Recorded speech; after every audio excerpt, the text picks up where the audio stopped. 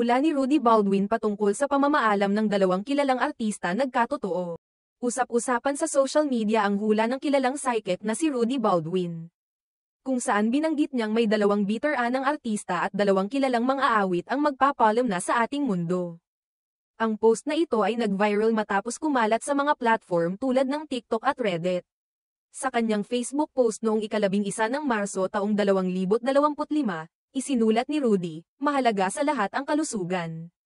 Nakita akong dalawang veteran na artista at dalawang kilalang mang-aawit ang magpapaslam na sa mundo natin." Kasama sa post na ito ang isang mensahe tungkol sa mga politiko at TV host na maaksidente at masasawi rin. Hindi naman tinukoy ni Rudy kung sino ang mga ito.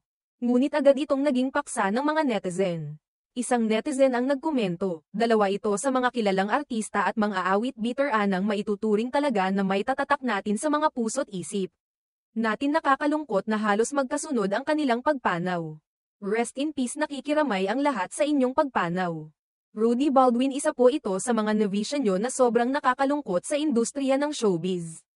Ang tinutukoy ng netizen ay si Asia's Queen of Songs Pilita Corrales, na pumanaw noong Sabado, 12 ng Abril, at si National Artist for Film and Broadcast Arts Nora Honor, na namayapa noong Miyerkules Santo, 17 ng Abril. Bagamat hindi kinumpirma ni Rudy kung ang mga tinutukoy ng netizen ay siyang ang mga personalidad na kanyang nakita sa kanyang pangitain, nagbigay siya ng mensahe ng pakikiramay, "Isa ako sa mga tagahanga nila mula noon pa man. Sa galing nila sa pag-awit at pag-arte.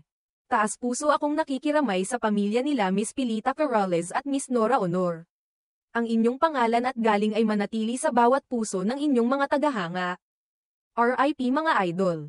Ang mga hula ni Rudy Baldwin ay laging pinag-uusapan sa social media, at may mga netizen na naniniwala sa kanyang mga prediksyon. Gayunpaman, may mga nagsasabi ring hindi dapat paniwalaan ang mga ito at mas mainam na magdasal at magtiwala sa Diyos. Sa kabila ng mga kontrobersya, patuloy ang mga hula ni Rudy Baldwin na nagiging paksa ng mga diskusyon sa online community.